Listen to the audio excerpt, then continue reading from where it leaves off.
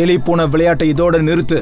அங்க பாரு, இங்க சில பேரு எங்க தாய் நாட்டுக்கு துரோகம் பண்ண ட்ரை பண்ணியிருக்காங்க. இன்னைக்கு அதுக்கு ஒரு முடிவு கட்டியாகணும். அதை சரி பண்ணோம்னா கிரைமா தான் இருக்கும்.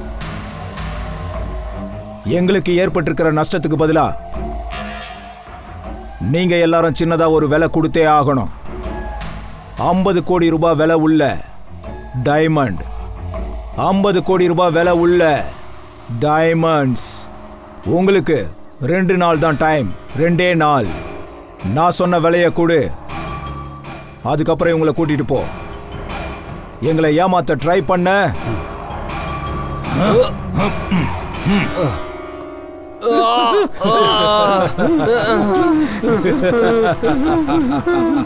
இது வெறும் மிரட்டல் இல்ல, இது ஒரு வார்னிங். பணம் எங்க கைக்கு வந்து சேரலனா ஒருத்தனோட இந்த நிலைமை அடுத்த ஆளுக்கும் ஏற்படும். ஜாக்கிரதை, புரிஞ்சுதா?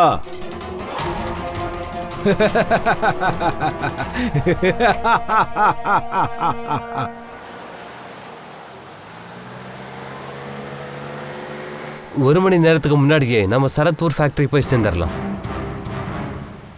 தோடா, நேற்று கிராமத்து ஜனங்க ஃபேக்டரியில பிரச்சனை பண்ணியிருக்காங்க, கல்லறிஞ்சிருக்காங்க, இன்னும் சில பேர் அடிச்சிருக்காங்க. உங்களுக்கு ஏன் புரிய மாட்டேங்குது? அவங்களால நம்மளை தோக்கடிக்கவே முடியாது. தேவையில்லாம சண்டை போடுறா. அவளுக்கு இதனால எந்த லாபமும் இல்லை.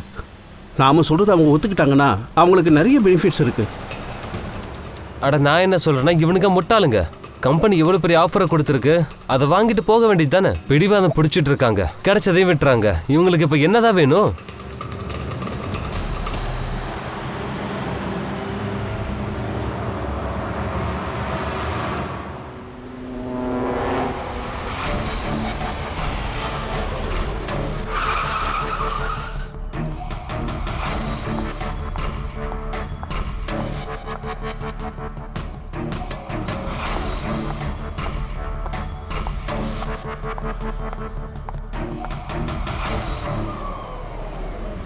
Excuse me. எஸ். அது என் கார்ல கொஞ்சம் ப்ராப்ளம். நீங்க யாராவது வந்து பாக்குறீங்களா? தாராளமா, கண்டிப்பா.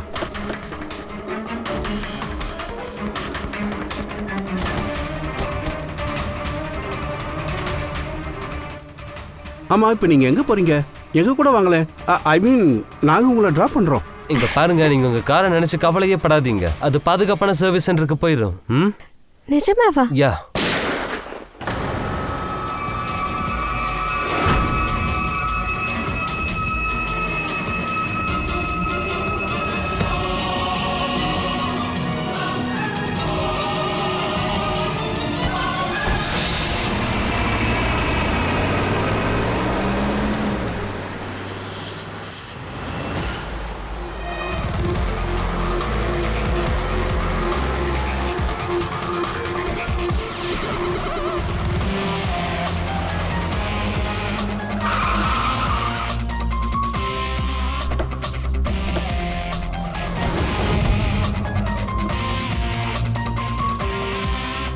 சார், வண்டியோட நம்பர் பிளேட்டை வச்சு பார்க்கும்போது இந்த டிரைவர் ஆர்கே விப்ஸ் கம்பெனியோட டிரைவர். நாங்கள் கம்பெனி ஆளுக்கு இன்ஃபார்ம் பண்ணிட்டோம். அவங்க கண்டிப்பாக இப்போ வந்துருவாங்க. ரொம்ப க்ளோஸாக இருந்து தான் ஷூட் பண்ணியிருக்காங்க. Point blank. இது இந்த டயரோட மார்க்ஸ். இங்கே இன்னொரு வண்டி இருந்திருக்கும் போல இருக்கு. அக்கம் பக்கத்தில் பாருங்க, சுற்றி ஏதாச்சும் கிடைக்க போகுது. அந்த வண்டியை செக் பண்ணலாம்.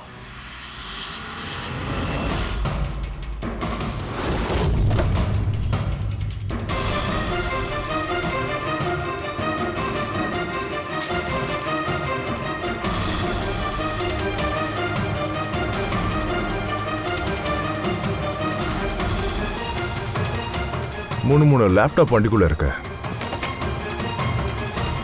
ஆனா வண்டிக்குள்ள டிரைவரை தவிர இன்னும் சில பேர் இருந்திருக்காங்க. சார், 3 மொபைல் உடைஞ்சு கிடந்தது அந்த புதருக்குள்ள. சார், இந்த 3 பேரோட மொபைல்ஸ் கிட்னாப்பர்ஸ் தட்டி பறிச்சிருப்பாங்க. அப்புறம் அதை உடைச்சிட்டாங்க. லொகேஷனை கண்டுபிடிக்காம இருக்க.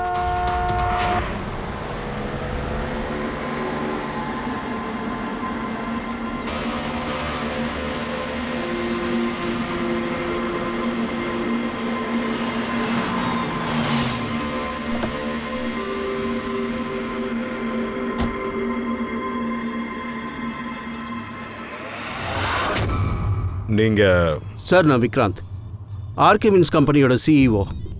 இவங்க என்னோட chief functional officer Malini. Hello sir. யார் யார் இந்த வண்டியில் வந்தாங்க ஏதாவது தெரியுமா? அபய், முரளி, சச்சின். இவங்க 3 பேருமே என்னோட டாப் எக்ஸிக்யூட்டிவ்ஸ். எங்கள் ஃபேக்ட்ரி வேலை விஷயமா சரத்பூர் போனாங்க. இந்த பாருங்க, எனக்கு என்ன தோணுதுன்னா அவங்க 3 பேரையும் கிட்னாப் பண்ணிட்டாங்க போல இருக்கு. My God. உங்களுக்கு ஏதாவது ஐடியா இருக்கா? இந்த கிட்னாப்பிங் யார் பண்ணியிருப்பாங்கன்னு உங்களுக்கு ஏதாவது சந்தேகம் இருக்கா? உங்க கம்பெனிக்கு யார் கூடயாவது விவாதம் இல்ல சண்டை ஏதாவது இருந்துச்சா? மேம், சரத்பூர் ஜனங்களோட எங்களுக்கு சண்டை இருந்துச்சு மேம். ஆனா இந்த சண்டை சச்சரவெல்லாம் எங்க பிசினஸ்ல சகஜம். அதுக்கு இப்படி பிரச்சனை வரும்னு நாங்க கொஞ்சம் கூட எதிர்பார்க்கல. ஓகே, கிட்னாப் பண்ணியிருக்காங்கன்னா கண்டிப்பாக அப்போ கால் பண்ணுவாங்க அவங்க. அப்படி ஏதாச்சும் ஒரு கால் உங்களுக்கு வந்துருச்சுன்னா முதல்ல நீங்கள் எங்களுக்கு தான் இன்ஃபார்ம் பண்ணணும். நிச்சயமா சார். அப்புறம் கொலைகார எந்த எவிடன்ஸை விட்டுட்டு போகல, யாருக்கும் தெரியாது. அவங்க கால் பண்ணாத வரைக்கும் நமக்கு எதுவுமே தெரிய வராது. பங்கஜ், பாடியை ஃபாரன்சிக் லேபுக்கு அனுப்பிடு. மெசேஜ் வந்திருக்கு. கிட்னாப்பர்ஸை பற்றி டீட்டெயில்ஸ் வேணும்னா இந்த லிங்கை செக் பண்ணுங்க. எலியும் பூனியமா விளையாடின விளையாட்டு போதும். இப்ப பாரு, இது எங்க பூமி. எங்க தாய்நாட்டை கெடுக்கிறதுக்கு ஏதாவது ட்ரை பண்ண ஆர்கே விப்ஸ் பண்ணியிருக்காங்க. அதை ஈடு கட்டணும்னா பணம் கொடுக்கணும். 50 கோடி மதிப்புள்ள வைரம் உங்ககிட்ட 2 நாள் மட்டும்தான் டைம் இருக்கு. எக்கு தப்பா ஏதாவது பண்ணீங்கன்னா சார், அவனை அதே இடத்துல கொன்னுட்டான். சார் சார் இந்த வீடியோ வந்து டிவியில் காட்டியிருக்காங்க. ஆனால் இந்த ஃபுட்டேஜ் சேனல் ஆளுங்களுக்கு எங்கேருந்து கிடைச்சது? இந்த மாதிரி ஒரு ஃபுட்டேஜை நீங்க நேஷனல் டிவியில காட்ட போறீங்களா? கொஞ்சமாவது சென்சிபிளா நீங்களும் யோசிக்கவே மாட்டீங்களா? உங்களுக்கு நீதி நியாயம் எதுவுமே இல்லையா? குறைஞ்சபட்சத்தில் உங்களுக்கு ஜனங்களோட என்ன பொறுப்பு இருக்குன்னாச்சும் புரிஞ்சுக்கோங்க. ஆனா சார், சாதாரண மக்களுக்கு போய் சேர வேண்டிய செய்தி எங்களோடது தானே. போதும் போதும், பொறுப்பை பத்தி எல்லாம் நீங்க பேசாதீங்க, புரிஞ்சுதா? உங்க பொறுப்பை காட்டும்போது தானே எல்லாத்தையும் மறந்துடுறீங்க. எவனோ ஒருத்தனை கொடூரமா கொலை பண்றத வீடியோவை எடுத்து வச்சு அதை காட்டிட்டு இருக்கீங்க. அதை பார்த்து அவங்க அம்மா அப்பா எப்படி ஃபீல் பண்ணுவாங்க? பப்ளிக் அதை பார்த்தாங்கன்னா எப்படி பதறுவாங்க? அவங்க பிள்ளைங்க என்ன பாடுபடும்? இது எல்லாம் நினைச்சு பார்த்திருக்கீங்களா? இல்ல, உங்களுக்கு சேனல் டிஆர்பி முக்கியம். கோடி கோடியா பணம் வந்து கொட்டும். சார், நாங்க அந்த அளவுக்கு எல்லாம் யோசிக்கல. ஃபுட்டேஜ் வந்தோனே நாங்க அதை ஆனர் பண்ணி. ஃபுட்டேஜ் எங்க இருந்து வந்தது? எங்க இருந்து வந்ததுன்னு கேட்ட. அது வந்து அது நான் ஒரு இடத்துல இருந்து கொடுத்தது. எங்க இருந்து? வேற ஒருத்தங்க எனக்கு கொடுத்தாங்க. அதான் யாருன்னு கேட்குறோம். சார் எனக்கு தெரியல. என்ன? 2 மணி நேரத்துக்கு முன்னாடி எனக்கு ஒரு அனாமைஸ் கால் வந்தது. அவன் சொன்னா அவன் கிட்ட ஆர்கேஎஸ் கம்பெனிக்கு எதிராக ஒரு எவிடன்ஸ் இருக்குன்னு. ஷரத்பூர்ல இருக்கிற கரசி நாளைக்கு பின்னாடி அவங்க தான் இருக்கிறாங்கன்னு சொன்னாங்க. அவங்கள பாத்தீங்களா? சார், நான் அவங்கள பார்க்க போனேன். ரொம்ப நேரம் அவங்களுக்காக வெயிட் பண்ண செஞ்சேன். ஆனா யாருமே வரல. அதுக்கப்புறம் நான் திரும்ப வந்துட்டேன். அப்புறம் நான் என் வண்டிக்கிட்ட வந்தப்ப வண்டியோட விண்ட்ஷீல்டில் ஒரு என்வலப் வச்சுருந்தாங்க. அந்த என்வலப்புக்குள்ள ஒரு பென் டிரைவ் இருந்துச்சு. இந்த எல்லா ஃபோட்டேஜும் எனக்கு அந்த பென் டிரைவ்லேருந்து தான் கிடச்சிது. சார், அதை தவிர எனக்கு வேறு எதுவும் தெரியாது. காரில் போயிட்டு இருந்த 3 பேரையும் கடத்திட்டு போயிருக்காங்க. யாருக்குமே இந்த ரேன்சமும் கேட்டு காலுமே வரல. இந்த ஃபுட்டேஜ் இப்போ நேராக உங்கள் கைக்கு வந்து சேர்ந்துருச்சு. எப்படி அது வேற யார் கைக்கும் எப்படி போய் சேராம இருந்துச்சு? சார், அது எல்லா விஷயத்தையும் நான் தான் பாத்துக்கிறேன். ஸ்டார்டிங்ல இருந்து ரிப்போர்ட் பண்ணிட்டு இருக்கேன். ஆர்கேஎஸ் கம்பெனியால கிராமத்து ஜனங்களுக்கு எவ்வளவு பிரச்சனை ஏற்பட்டிருக்குன்னு நான் தான் கவர் பண்ணேன். அப்புறம் கிராமத்து ஜனங்களுக்கு சப்போர்ட் பண்ணது நாங்க தான். ஒருவேளை அதனால கூட இருக்கலாம்ல. அதாவது உனக்கு என்ன தோணுது? இது எல்லாத்துக்கும் பின்னாடி கிராமத்து ஜனங்க சம்மந்தப்பட்டிருக்காங்களா? தெரியல சார். இந்த விஷயம் 2-3 வருஷமா நடந்துட்டு இருக்கு. கிராமத்து ஜனங்களும் எதிர்த்து போராடினாங்க, மிரட்டினாங்க. இன்னும் சொல்ல போனா கல்லெல்லாம் கூட தூக்கி எறிஞ்சாங்க. ஆனா கிராமத்து ஜனங்க இப்படி ஏதாவது பண்ண முடியும்னா அதை பத்தி எனக்கு எந்த ஐடியாவும் இல்லை. அதை நாங்க கண்டுபிடிக்கிறோம். இதுக்கு பின்னாடி யார் இருந்தாலும் சரி, ஒருத்தனையும் விட மாட்டோம். எங்க கிட்ட இருந்து அவன் தப்பிக்கவே முடியாது.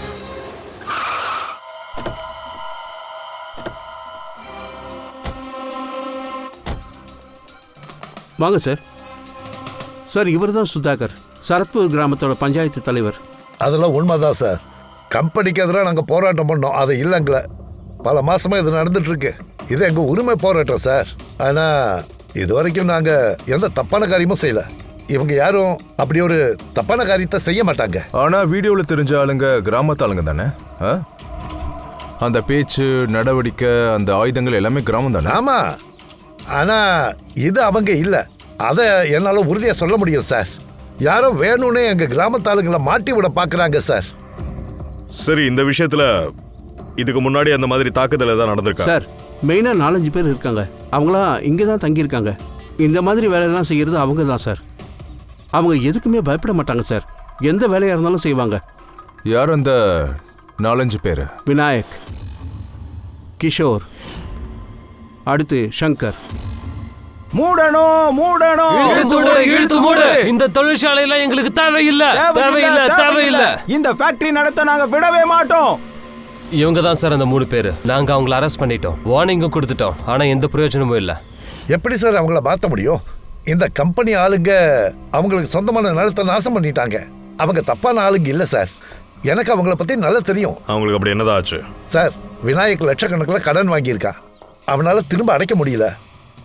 ஏன்னா அவனோட நிலம் இந்த ஃபேக்டரியிலிருந்து வெளியே வர்ற கெமிக்கல்னாலையும் அப்புறம் குப்பையினாலையும் அவன் மொத்த நிலமும் பாழா போச்சு. அவன் அதை விற்கணும்னு தான் நினைச்சான். ஆனால் அதை வாங்க யாரும் முன் வரல. அப்புறம் சங்கர், கிட்டத்தட்ட அவனோட நிலமையும் இதே தான். அவன் குடும்பம் பட்டினி கிடந்து சாகுது சார். விவசாயத்துக்கு நிலமும் இல்லை, கையில் பணமும் இல்லை. அப்புறம் கிஷோர், அவங்க அப்பாவுக்கு வருமானமே இல்லாமல் கடன் தொல்லையினால தற்கொலை பண்ணிக்கிட்டாரு. நீங்களே சொல்லுங்க சார், இதுக்கெல்லாம் யார் சார் காரணம்? அவங்க 3 பேரும் எங்க இருப்பாங்க? எனக்கு தெரியாது சார். இதை பாருங்க சார், நாங்கள் ரொம்ப சாதாரணமானவங்க. எங்களுக்கு எல்லாமே விவசாய நிலம் தான். ஒருவேளை அந்த நிலைமை தரிசு நிலமா மாறிடுச்சுன்னா நாங்கள் என்ன சார் பண்ண முடியும்? இதெல்லாம் யாருக்கும் தெரியாதா சார்? ஏன் சார், நாங்கள் ஏழைங்கிறதுனாலயா? ஆனால் ஒன்று சார், நாங்கள் தோத்து போய் பின் வாங்க மாட்டோம் சார். கடைசி மூச்சு வரைக்கும் போராடுவோம். தலைவர் சுதாகர், வாழ்க, வாழ்க. சுதாகர், வாழ்க, வாழ்க.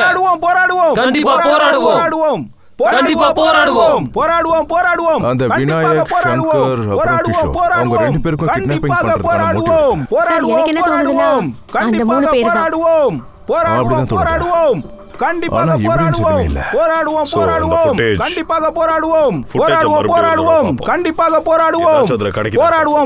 50 கோடி ரூபாய் மதிப்புள்ள வைரம் உங்களுக்கு 2 நாள் தான் டைம் இருக்கு. 2 நாள் ஏதாவது விளையாட்டு காட்டுனீங்கன்னா பணம் வந்து கைக்கு சேரலன்னா எல்லாருக்கும் இதே நிலைமை தான். ஒவ்வொருத்தரா செத்துக்கிட்டே இருப்பாங்க.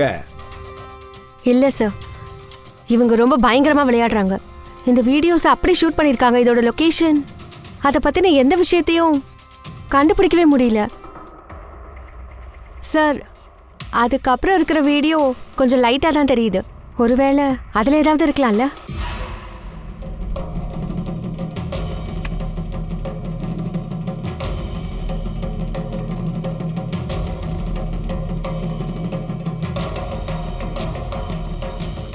கல்லா, கொஞ்சம் நிப்பாட்டு. அத ஜூம் பண்ண.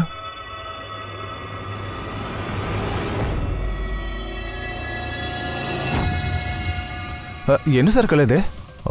கல் இல்ல, பாறை. அது எங்க இருந்து வந்துச்சு? அதை பார்த்தா ஏதோ புதர் மாதிரி தெரியுது. ஒதுக்குப்புறமான இடம். புரிய ஒன்று பண்ணி, இது பக்கத்துல எங்கேயாச்சும் குகை ஏதாவது இருக்கா பாரு. நிறைய குகை இருக்கு சார். ஆனா எல்லாத்தையும் செக் பண்ண ரொம்ப டைம் ஆகும் போல இருக்கு. இப்ப நம்ம கிட்ட டைமும் இல்ல. நமக்கு 8 மணி நேரம் தான் இருக்கு. 8 மணி நேரத்துக்குள்ள எதுவும் பண்ணலன்னா கண்டிப்பா இன்னொரு உயிரும் போயே தீரும். ஒரு நிமிஷம் பூர்வி, இன்னொரு வாட்டி வீடியோவை ரீவைண்ட் பண்ண. ஓகே, ப்ளே பண்ணு. ஆனா அந்த பேக்ரவுண்ட் வாய்ஸை ஜாஸ்தி பண்ணு அண்ட் முன்னாடி இருக்கிற வாய்ஸை மியூட் பண்ணு. இது வெறும் மிரட்டல் இல்ல, இது ஒரு வார்னிங். பணம் எங்க கைக்கு வந்து சேரலனா ஒருத்தனோட இந்த நிலைமை அடுத்த ஆளுக்கும் ஏற்படும். ஜாக்கிரதை. தண்ணி கொட்டுற சத்தம் வருது. பக்கத்துல ஏதாச்சும் நீர்வீழ்ச்சி இல்ல நதி இருக்குதான்னு பாரு.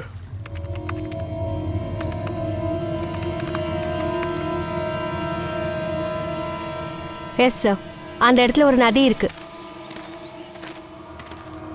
சார். அந்த பக்கம் ஒரு குகை இருக்கு. அதுக்கு பக்கத்துல தான் சார் நதி ஓடிட்டு இருக்கு.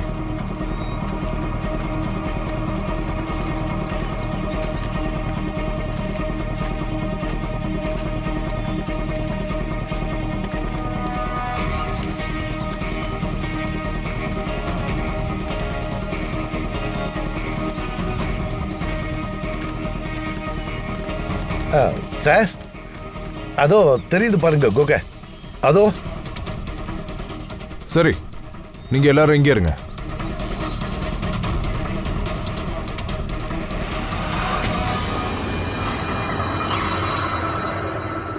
வாப்பலாம்.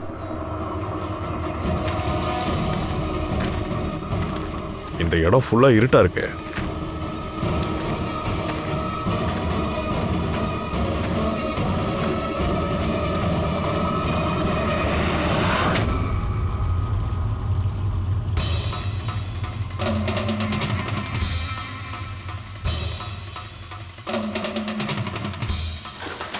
கரெக்டான இடத்துக்கு தான் வந்திருக்கோம், ஆனா நம்ம வர கொஞ்சம் லேட் ஆயிடுச்சு. நம்ம இந்த விஷயத்த கிராம ஜனங்கிட்ட சொல்லி தப்பு பண்ணிட்டோம். அவங்கள ஒருத்தன் தான் தகவல் சொல்லியிருக்கான். ஆனா இது அப்பாய் யாரை கொண்டானா அவனோட பாடி எங்க?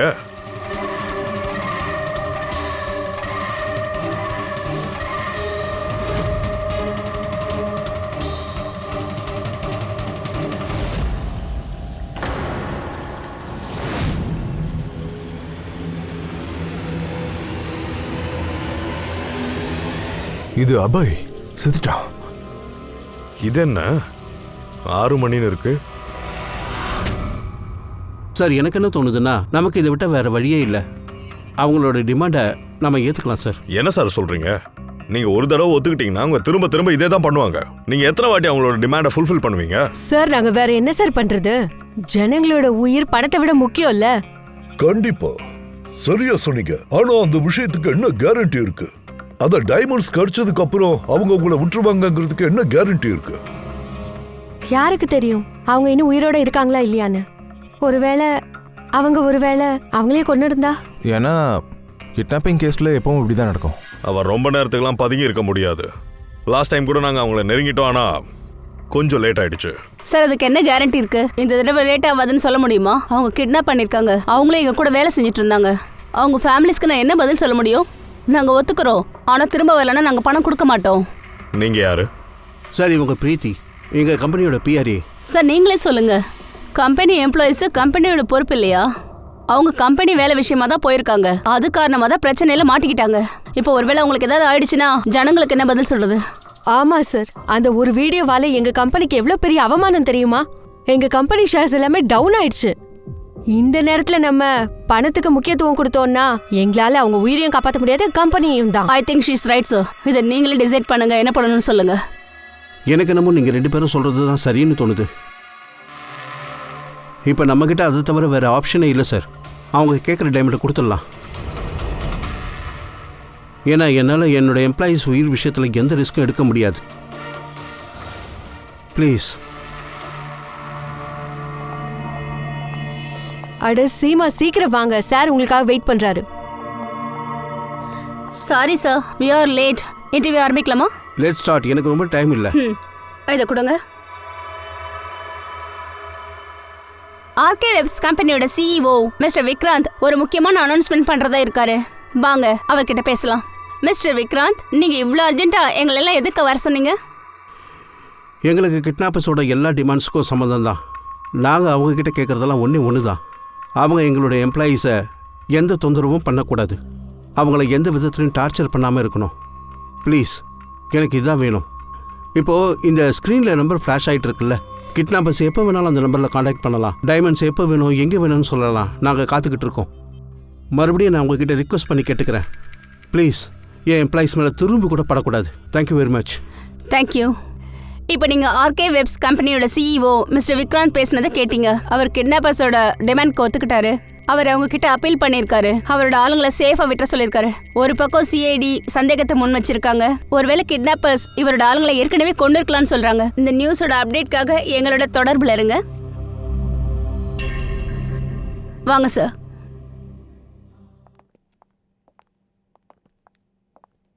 Hello sir. Sir, interview on air பண்ணியிருக்கோம். ஓகே, அந்த நம்பர்ஸ் எல்லாம் சர்வைலன்ஸில் போட்டுருங்க. எப்போ வேணால் கால் வர வாய்ப்பு இருக்கு.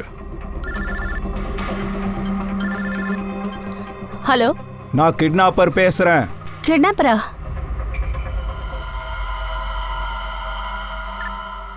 நல்லா கேளு, அந்த டைமண்ட் இருக்குல்ல, அதை நீ எடுத்துட்டு வா.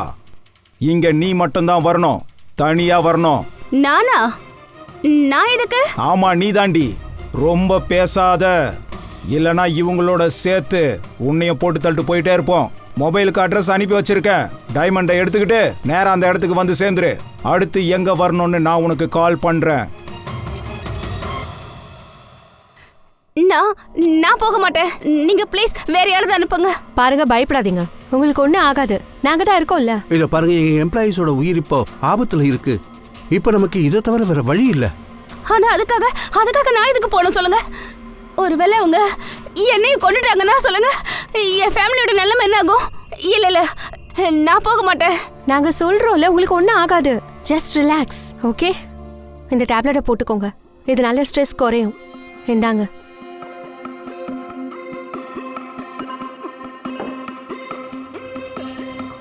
பாருங்க சீமா, நாங்கள் உங்களை தனியாக அனுப்பி வைக்கல. நாங்களுமே உங்கள் பக்கத்தில் தான் இருப்போம். உங்கள் மேலே ட்ராக்கிங் டிவைஸை ஃபிக்ஸ் பண்ணியிருப்பாங்க. நீங்கள் எங்கே போனாலும் அது எங்களால் ட்ராக் பண்ண முடியும். இல்ல சார், நீங்க அவங்க சொன்னதை கேட்டீங்களா இல்லையா? என்ன சொன்னாங்க பாத்தீங்களா? நான் எக்கத்தப்பா ஏதாவது பண்ணிட்டேன்னா அவங்க என்ன கொன்றுவாங்க. சார், அவன் சொல்றது சரிதான். அவனும் செத்து போயிடுவான். கூடவே என்னோட 2 எம்ப்ளாயீஸும் அநியாயமா செத்துருவாங்க. சார், அவங்க என்ன டிமாண்ட்ஸ் முன் வச்சாலும் அதை நாங்கள் ஒத்துக்கிறோம் சார். இதை தவிர வேற எந்த ஆப்ஷனும் நம்மக்கிட்ட கிடையாது சார். என்னால் யாரும் சாகிறத நான் பார்த்துட்டு இருக்க முடியாது. நீங்க பெரிய தப்பு பண்றீங்க.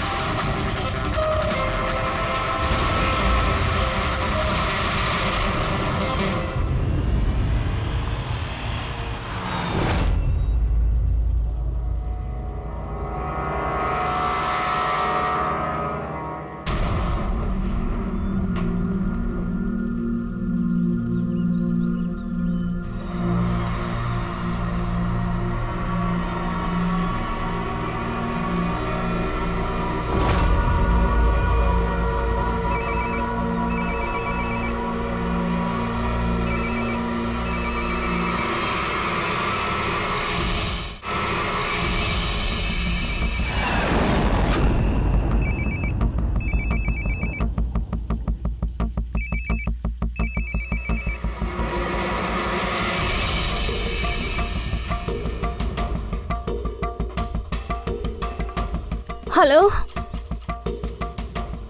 அங்கிருந்து இடது பக்கமா போ. 200 மீட்டர் தூரத்துல ஒரு கிணறு இருக்கும். அதையும் தாண்டி முன்னாடி போனன்னா ஒரு நதி இருக்கும். அதை கடந்து போ, அப்புறம் அங்கேயே நில்லு. இன்னொரு விஷயம், இந்த போனை உன் கையிலேயே வச்சுக்க. நான் மறுபடியும் கால் பண்ணுவேன்.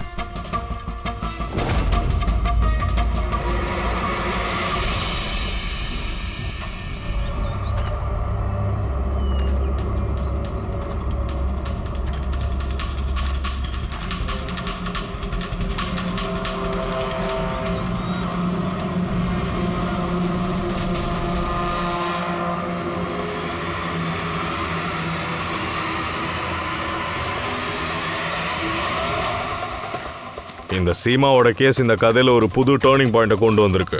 பூர்வியும் ஐடியா அட்டகாசம் தான். சார். பூர்வி சார், க்ளூ கிடைச்சிருக்கு. என்ன சார், இந்த சீமா சும்மாலாம் சரத்பூர் விஷயத்தை கவர் பண்ணல. ஆக்சுவலி இவளும் அந்த கிராமத்தை சேர்ந்த பொண்ணு தான். என்ன? ஹா சார், படிச்சு முடிச்சதுக்கு அப்புறம் அவ சிட்டிக்கு போயிட்டா. ஆனா இப்போவும் அவ குடும்பம் அந்த கிராமத்துல தான் இருக்கு. 2 ஃபேக்டரியால அவங்களுக்கு ரொம்ப பெரிய அளவுல நஷ்டம் இருக்கு. இந்த விஷயத்தை சீமா நம்ம கிட்ட சொல்லவே இல்லையே. அதை பத்தின எந்த விஷயத்தையுமே சொல்லலையே. கண்டிப்பா. அப்படின்னா சார், அது சிவா கிட்டயும் அப்படி ஒரு மோட்டிவ் இருந்திருக்கணும் போல இருக்கு. அப்படிதான் இந்த விஷயத்துல சம்மந்தப்பட்டிருக்கணும். ஆமா, அப்படி கூட இருக்கலாம். அந்த பென்ட்ரைவ் கூட அவங்களுக்கு தான் கிடைச்சிருக்கு. அந்த கிட்னாப்பர்ஸோட ஃபோன் கால் அவங்களுக்கு தான் வந்திருக்கு. ஆமா சார், கிட்னாப்பர்ஸ் கூட டைமண்டை கொண்டு வந்து சேர்க்கறதுக்காக அவங்கள தான் செலக்ட் பண்ணியிருக்காங்க. அந்த சீமா தனியா எங்கேயும் போகாத மாதிரி பார்த்துக்கோங்க. அவளை ரொம்ப க்ளோஸா வாட்ச் பண்ணிட்டே இருங்க. விஷயம் ரொம்ப ரகசியமா இருக்கணும். இம்மி அளவு கூட அவளுக்கு நம்ம மேல சந்தேகம் வரக்கூடாது. அது ரொம்ப முக்கியம், அதை மறந்துடாதீங்க. அதே மாதிரி கிட்னாப்பர்ஸ்க்கும் தெரியக்கூடாது.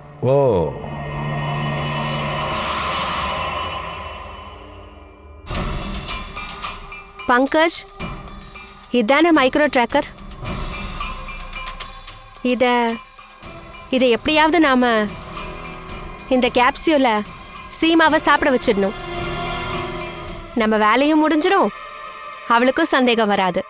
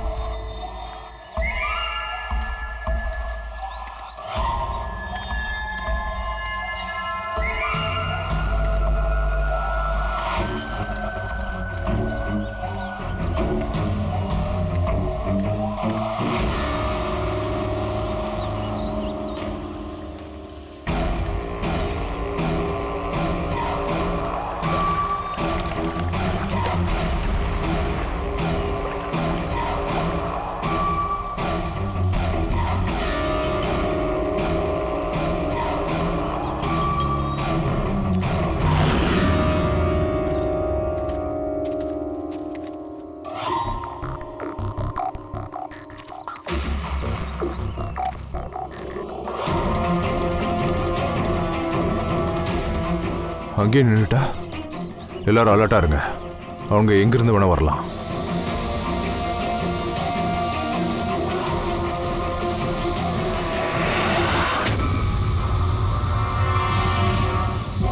ட்ரோனா?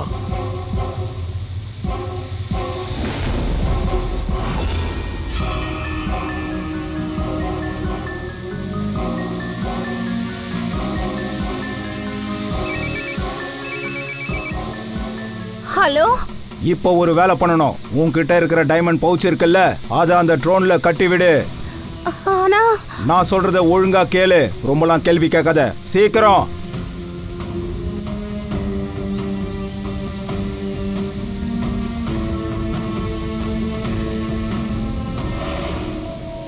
அவன் அந்த ட்ரோன்ல அதை கட்டி விடுறா.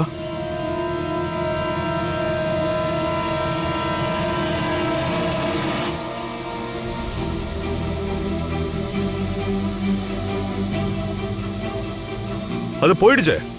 அது போச்சுன்னா ஒன்றும் பண்ண முடியாது. வாங்க.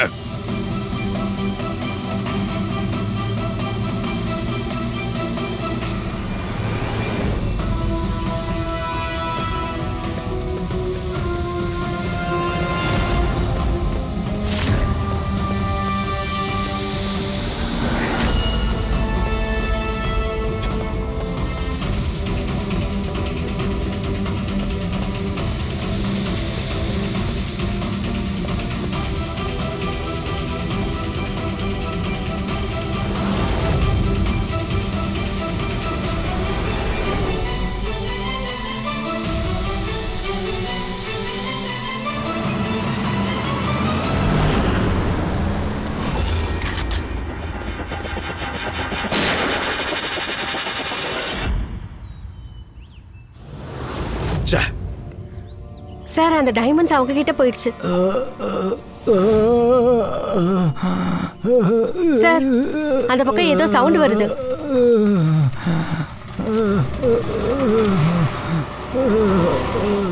சார், டைமண்ட்ஸ் அவங்க கிட்ட போயிடுச்சு. சார், இந்த பக்கம் ஏதோ சவுண்ட் வருது. சார்,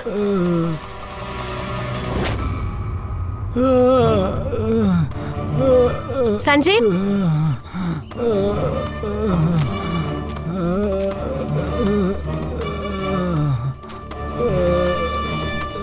முரளி,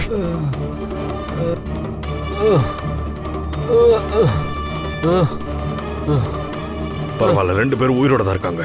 அவன் இங்கேருந்து போகும்போது தள்ளி விட்டுட்டு போயிட்டான் போல இருக்கு. மிஸ்டர் விக்ராந்த், இந்த சஞ்சுவும் முரளியும் 2 பேரும் நம்ம கிடைச்சிட்டாங்க.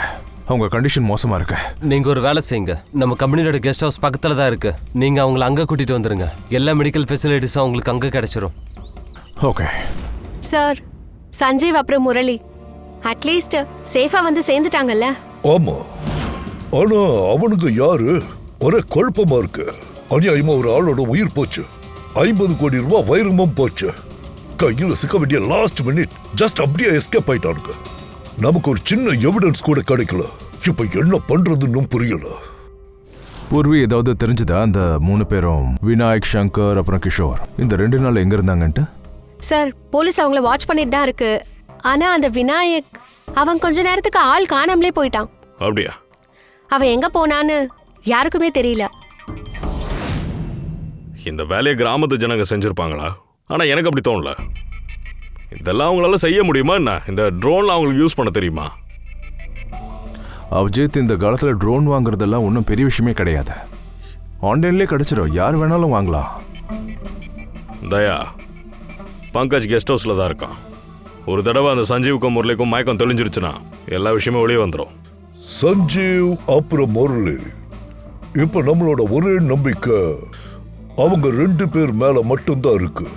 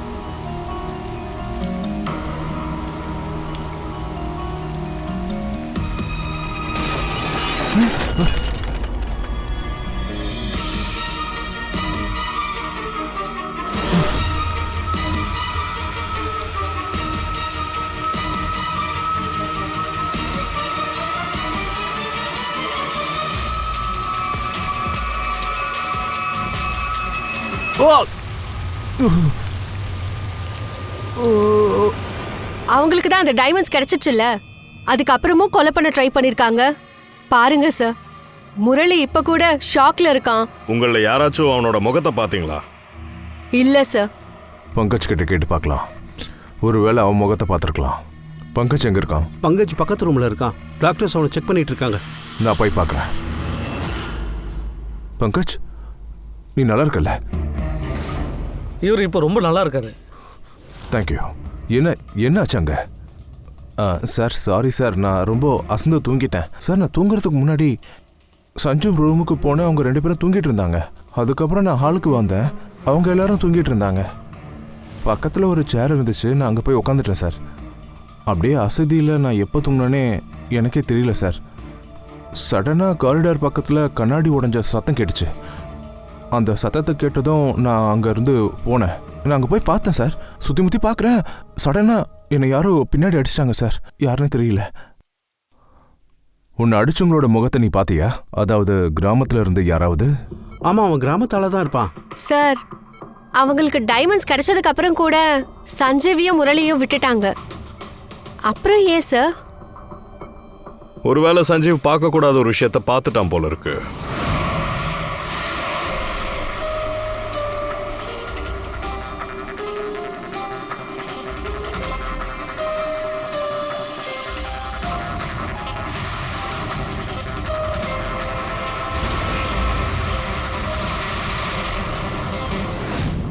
அது அவங்களுக்கு ஆபத்தை ஏற்படுத்தும்னு பயந்துதான். சார், ஒருவேளை சஞ்சீவ் அந்த மாதிரி ஏதாவது பார்த்திருந்தா அப்போ அவங்க ஏன் சஞ்சீவை முதல்லயே கொல்லல? அப்ப கொல்ல முடியல, அதனால தானே இப்ப கொல்ல வந்தான். வீடு முழுக்க லாக் பண்ணி இருந்துச்சு. அப்ப கூட கொலைகாரன் கண்ணாடியை உடைச்சுக்கிட்டு உள்ள வந்திருக்காங்க.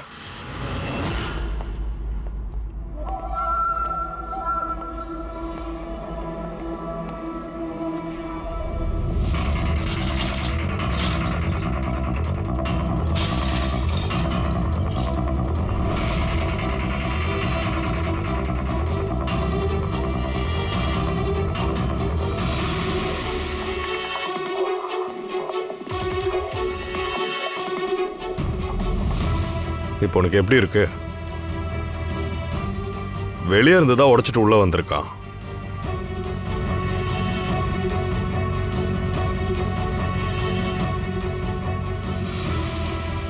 தயா, அத பாத்தியா?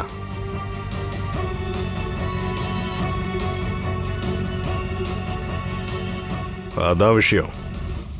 கொன்னுட்டேன். சஞ்சீவ் அதே இடத்துல கொண்டுட்டானுங்க. அவனுக்கு என்னை விட மாட்டானுங்க. உனக்கு எதுவும் ஆகாது. உன்னை கொல்லணும்னு நினைச்சிருந்தா அவங்க எப்பவோ கொண்டு இருப்பாங்க. சஞ்சீவ் கிட்ட கடைசியா யார் போனது? நான் தான் போனேன் மேடம். 1 மணி நேரத்தில் மயக்கம் தெளிஞ்சிருச்சு. ஜஸ்ட் கொஞ்ச நேரம் தான். அவருக்கு மயக்கம் தெளிஞ்சதும் பிரீத்தி மேடம் கிட்ட பேசணும்னு சொன்னாரு. சரி, அப்புறம் நீங்க ஏதாச்சும் பேசுனீங்களா? ஆமா சார், டாக்டர் வந்து என்கிட்ட சொன்னதும் நான் அவர் ரூமுக்கு போய் பார்க்க போனேன். அவர் சீக்கிரமா ஃபேமிலி கிட்ட போய் சேரணும்னு சொல்லிட்டு இருந்தாரு. நான் அவர்கிட்ட காலையில பொழுது விடிஞ்சதும் போலான்னு சொல்லிட்டு இருந்தேன். அதுக்கப்புறம் அவரும் தூங்கிட்டாரு. நானும் இந்த பக்கம் வந்து தூங்கிட்டேன். நடுராத்திரி ஒரு 3 மணி இருக்கும்னு நினைக்கிறேன். அவர் ரூம்ல இருந்து ஒரு சத்தம் கேட்டது. நான் இங்கேருந்து ஓடி போய் பார்த்தா கிராமத்து ஆளு ஒருத்தன் என்னை பார்த்த உடனே ஓடிட்டான். ஓ, அப்ப யாரோ கண்ணாடியை உடைச்சிருக்காங்க. அப்புறம் வெளியே இருந்து உள்ள வந்திருக்காங்க. ஜன்னல் கண்ணாடி வெளியே இருந்து உள்பக்கமா உடஞ்சு விழுந்திருக்கு. ஒருவேளை அங்கிருந்து யாராச்சும் உள்ள வந்தாங்க அப்படின்னா அவங்க காலில் பட்டு கண்ணாடி துண்டெல்லாம் முன்னாடி வரைக்கும் கொஞ்சம் செதறி இருக்கணும்ல. ஆனா இதுல வித்தியாசமான விஷயம் என்னன்னா, கண்ணாடி துண்டு ஒண்ணு கூட முன்னாடி வரவே இல்லை. அது அப்படியே ஜன்னல் முன்னாடி விழுந்திருந்தது. எப்படி தெரியுமா? அது எப்படின்னா, யாருமே ஜன்னல் வழியா உள்ளவே வரல. சும்மா கண்ணாடியை உடைச்சிட்டு அங்கிருந்து ஓடி போயிட்டான். என்ன சார் சொல்றீங்க? அரவிந்த் ரூமுக்குள்ள வரலன்னா சஞ்சீவை எப்படி கொலை பண்ணாங்க? இல்ல, பண்ணல. வந்தவன் கொலைய பண்ணல. என்னோட கேள்வி இப்போ உங்களுக்கு தான் பிரீத்தி மேம். அப்படி ஒருவேளை யாருமே வெளியே இருந்து உள்ள வரலன்னா அப்புறம் ராத்திரி 3 மணிக்கு உள்ள இருந்து ஒருத்தன் வெளியே போறதை மட்டும் நீங்க எப்படி பார்த்தீங்க? நீ அந்த கொலைகாரனை பார்க்கவே இல்லை. அது ஏன்னா அந்த கொலைகாரன் வேற யாரும் இல்லை, நீதான். பிரீத்தி, சஞ்சீவ் என்னை சந்திக்கணும்னு சொல்லி கூப்பிட்டப்போ நான் ரொம்ப டென்ஷன்ல இருந்தேன். அதாவது அவன் குகைக்குள்ள ஒரு விஷயத்த பார்த்ததா சொன்னான்.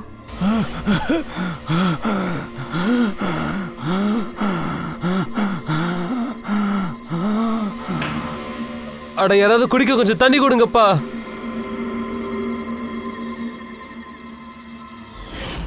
என்ன வளர நீ? அப்படிலாம் ஒண்ணு இல்ல சார். அது அப்படிதான். இனிமே போய் சொல்லி எந்த பிரயோஜனமும் இல்ல.